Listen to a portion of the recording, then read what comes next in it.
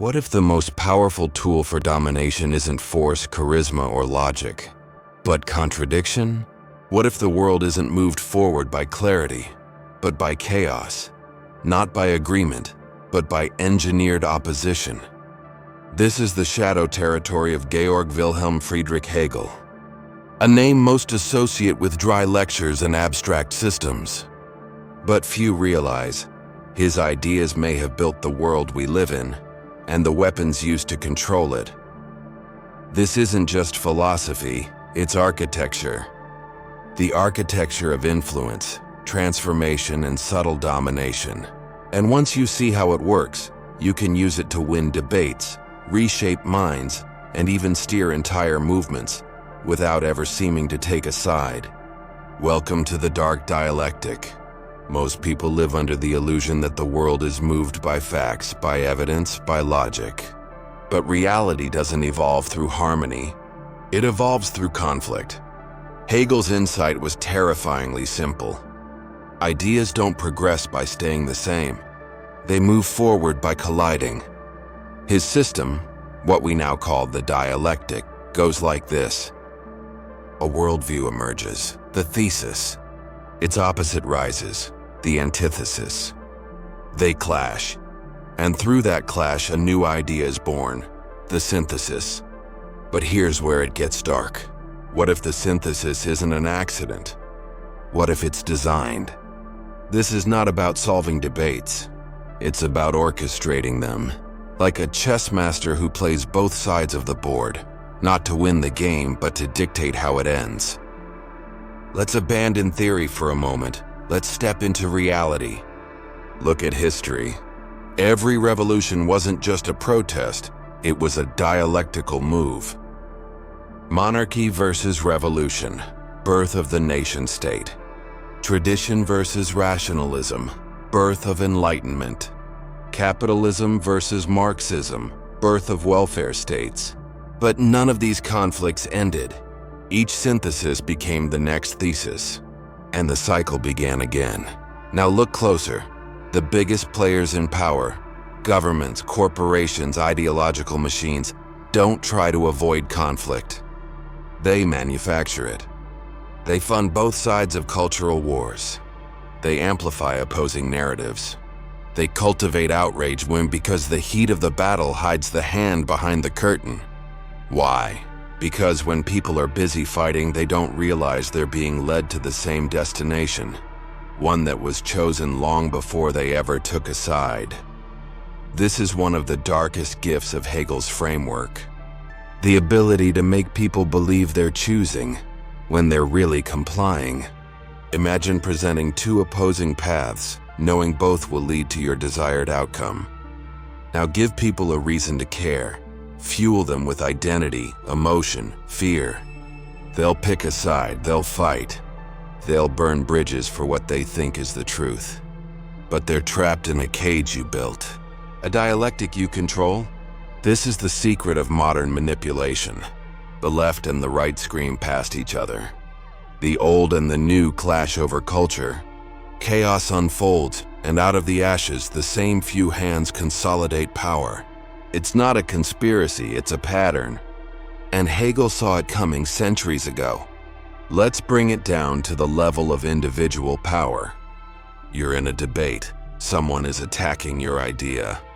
Do you fight back? No. You introduce a contradiction that breaks the frame of their attack. Here's how. Identify their thesis. Let's say they argue, people should be free to say anything. Introduce an antithesis. So should hate speech be allowed in schools? Watch them stutter, recoil, or retreat. Now you guide the conversation toward a synthesis that you control. Maybe speech should be free, but not free of consequence. You didn't defeat them with facts. You transcended the conflict they didn't know they were in. This is rhetorical power, not as combat, but as elevation. This isn't just about controlling others. It's about transforming yourself. You are not a singular being. You are a battlefield of desires, regrets, beliefs, and contradictions. Most people fear that. They try to simplify themselves, to choose a true self. But Hegel teaches the opposite. Let the war happen. Let your inner opposites clash, rage, and destroy each other. From that chaos, a deeper self is born. You want discipline, but you also crave indulgence. You dream of success, but fear responsibility. Don't suppress these tensions. Force them to confront each other. You'll suffer. But from that suffering, a synthesis will emerge. Not a compromise, but an evolved version of you. This is transformation through psychic dialectic. Here's the real horror. No revolution is pure. The moment a radical idea wins, it plants the seed of its undoing. The revolution of freedom breeds surveillance to protect it. The revolution of equality breeds authoritarian control to enforce it. The revolution of expression breeds censorship to maintain order. Every idea taken to its extreme gives rise to its antithesis. Because Hegel understood something brutal. No idea is complete. Every position is flawed. Every synthesis is temporary. And so the spiral turns, not forward, downward, or upward, depending on who controls the direction. You want real influence? Stop arguing, start designing conflict. Let's say you want to introduce a new ideology. You don't just announce it, that's naive. You do this. Create a thesis, a dominant cultural force. Introduce its opposite, a radical counter-movement. Fuel both sides, expose flaws in both. Offer your ideology as the higher synthesis. Now your idea is not just another opinion. It's the solution to the madness.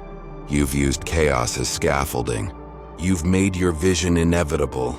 This is not persuasion. It's philosophical warfare. Now here's the question that haunts every serious mind. If the dialectic is endless, if every truth leads to its opposite, can we ever escape? Or are we doomed to spiral forever, consuming every idea we create? Hegel never answered that. But maybe the goal isn't to escape the spiral. Maybe it's to master it. Not to pick sides, but to understand the cycle, to surf it, to ride its wave, to stop being the pawn and become the architect.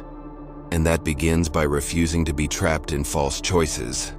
When the world says choose left or right, ask who built the maze. When they say truth or lie, ask whose synthesis is this leading to? Ask, and then build your own. You weren't supposed to learn this. They want you trapped in the fight, engaged in surface-level debates.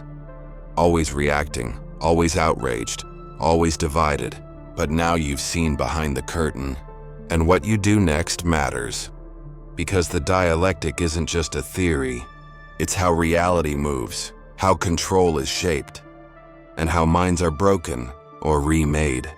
So ask yourself, have you been fighting a battle that was never yours? Have your beliefs, your enemies, even your identity, been chosen for you? And if so, are you ready to stop taking sides and start writing the script? If this opened your eyes, good. If it disturbed you, even better, because from discomfort something new can emerge. Like, comment, share, but more than that, start watching the world with dialectical eyes. Every conflict you see is a question. Who built this tension? And every time you ask that question, you get a little closer to power. The next episode, it goes deeper into Hegel's spiritual shadows, into how reality itself, not just politics, is being sculpted. You won't want to miss it. See you in the dark.